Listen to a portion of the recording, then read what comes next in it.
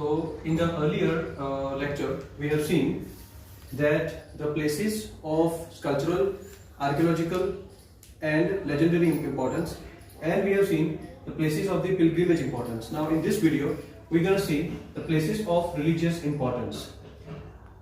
ये सभी जगह जो है वो रिलीजियस इंपॉर्टेंस जो है रखती है, और जितनी भी चीजें हम यहाँ पे देख रहे हैं तो ultimately they are the part of the cultural heritage of Gujarat. तो यानी हमें हमारे माइंड में एक ही चीज जो है वो क्लियर रखनी है ना, कि ये सभी जो इम्पोर्टेंस है वो अल्टीमेटली क्या है, कल्चरल हेरिटेज ऑफ गुजरात का हिस्सा है। ठीक है, तो देखो जैसे कि प्लेसेस ऑफ रिलीजियस इंपॉर्टेंस में आता है Dwarkadhish temple of Dwarka, right, then the temple of Somnath of one of the 12 Jyotirling, then the Sarthapit of Jagadguru Shankaracharya, Ambaji temples. You know, many of you must have visited Ambaji. So that is located in Banaskantha district, and the Ranchhodrai temple of Dakor, and Shamlaji temple of Aravalli district, and Bahucharaji temple of Mehsana district. तो ये जितनी भी जो जगह है वो religious importance, और हम कह सकते हैं कि इसका पिलग्रिमेज इंपॉर्टेंस भी है। यानी रिलीजियस इंपॉर्टेंस उसको कहो या फिर उसको कहो पिलग्रिमेज इंपॉर्टेंस, तो उनमें कुछ ज्यादा डिफरेंस नहीं है, उन दोनों में ज्यादा कुछ अंतर नहीं है, तो they are almost similar to each other. तो ये था हमारा प्लेसेस ऑफ रिलीजियस इंपॉर्टेंस। और अभी जो हम बात करने वाले हैं वो है प्लेसेस ऑफ टूरिज्म इंपॉर्टेंस। तो ये सभी के सभी जो जगह हैं वो उसका टूरिज्म इंपॉर्टेंस या फिर टूरिज्म पॉइंट ऑफ व्यू से उसका इंपॉर्टेंस बहुत ज्यादा है। तो let us see the polo forest of Vijaynagar, then Tanariri festival of Vadnagar, kite festival जिसको हम कह सकते हैं काकड़िया carnival, and Rannotsav in Kutch, और the most recent one and that is the statue of unity of Sardar Patel. तो ये सभी की सभी जगहें हैं, उसका इंपॉर्टेंस टूरिज्म के लिहाज से बहुत ज्यादा है। और उसके अलावा भी मैंने जो प्लेसेस यहाँ पे मेंशन करी है, besides all this different places, if you come across with any place that you think है ना should be having the tourism importance, you can mention them, है ना। जरूरी नहीं है कि टेक्स्ट बुक में जो चीजें मेंशन है सिर्फ हमें इतना ही लिखना है या फिर इतना ही हमें याद रखना है। अगर हमें लगे कि और भी ज्यादा जगह मेंशन करने जैसी है तो इन सभी कैटेगरीज में आप उनको इंक्लूड कर सकते हो एज पर योर नॉलेज और based on your knowledge. So here we are ending of our cultural heritage of Gujarat, और at the end of this cultural heritage of Gujarat I would like to make an extra talk with you.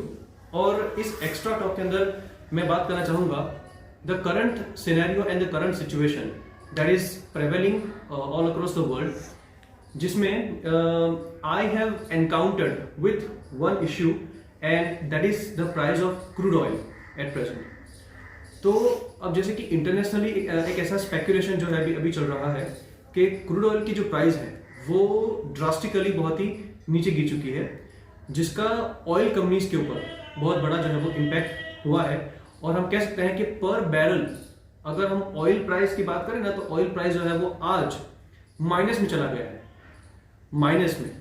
तो one can imagine that what kind of worst situation the oil industry is going through all across the world, जिसमें तीन जो countries है वो बहुत ही major countries में आती है। उसमें एक जो ऑयल प्रोड्यूसिंग जो कंट्रीज है, जिसमें एक है रशिया है, जिसमें एक अरब कंट्रीज है, और एक है नॉर्थ अमेरिका। ये तीन कंट्रीज जो है ऐसी है जो मेजर ऑयल प्रोड्यूसिंग कंट्रीज है, जिसमें आज बहुत ही ज्यादा सीवियर कंपटीशन चल रहा है।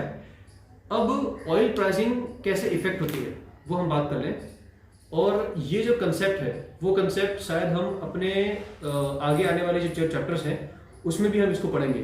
तो आपके चैप्टर का नाम है प्राइस राइज। अब प्राइस राइज कैसे होती है और प्राइस जो है वो फॉल कैसे होती है, तो उसका सीधा सीधा जो है कनेक्शन है सप्लाई और डिमांड के साथ, सप्लाई एंड डिमांड। ठीक है, प्राइस को का आगे मतलब ऊपर जाना या फिर प्राइस जो है उसका गिरना, वो सिर्फ दो चीजों पे डिपेंडेबल है। एक है कि सप्लाई और दूसरा है डिमांड। अगर मान लो कि डिमांड अगर बहुत ज्यादा है, किसी भी चीज की डिमांड बहुत ज्यादा है, लेकिन उसकी डिमांड के इक्वल में सप्लाई जो है वो नहीं हो रही है, ठीक है। If a demand of any commodity और anything is not met by the supplier, ठीक है, और द मैन्युफैक्चरर, तो ऑब्वियसली उस चीज की डर्थ जो है वो खड़ी होगी और ये सिचुएशन जो है वो प्राइस राइज करेगी। ये एक बहुत ही बेसिक कंसेप्ट है जो आपको समझना है हमारे आने वाले जो चैप्टर्स है उसमें। तो हम कह सकते हैं कि आज के जो कंडीशन में प्रेजेंट सिनेरियो के अंदर प्राइस जो है पेट्रोलियम की बहुत ही ज़्यादा गिर चुकी है, क्योंकि आज जो है जितनी भी मेजर इंडस्ट्रीज है जहाँ पे क्रूड ऑयल का इस्तेमाल बहुत ज़्यादा होता है, ठीक है। फिर बहुत सारे जो व्हीकल्स हैं जो ये लॉकडाउन की सिचुएशन की वजह से ना ही आज कोई व्हीकल जो है चल रहा है, और बहुत सारे ऐसे इंडस्ट्रीज हैं वो आज बिल्कुल बंद पड़ी हुई है। तो उसकी वजह से डिमांड जो है वो लगभग ऑलमोस्ट ना के बराबर है। और जो इंडस्ट्रीज, जो अमेरिकन इंडस्ट्री, ऑयल इंडस्ट्रीज है, जो रशियन है और जो अरब कंट्रीज, तो ये तीनों कंट्रीज जो है वो अपना अपना कंपटीशन मार्केट में बनाए रखने के लिए उन्होंने अपनी जो मैन्युफैक्चरिंग है, ऑयल की मैन्युफैक्चरिंग उन्होंने बंद नहीं किया। उसकी वजह से क्या हो रहा है कि आज सप्लाई तो इन सभी कंट्रीज के पास बहुत ज्यादा हो गया है इन अबैंडन अमाउंट, लेकिन डिमांड सामने बहुत ही लगभग ना के बराबर है। इसीलिए क्रूड ऑयल की जो प्राइस है आज बहुत ज्यादा ड्विंडल डाउन हो रही है। तो ये कंसेप्ट था प्राइस राइज कैसे होता है और प्राइस जो है वो फॉल कैसे होता है, और उसके बारे में हम अपने 10th स्टैंडर्ड की जो हमारा एक पूरा चैप्टर है उस पर हम बात करेंगे। ये था आज का X talk. Thank you very much, goodbye, stay safe, stay home.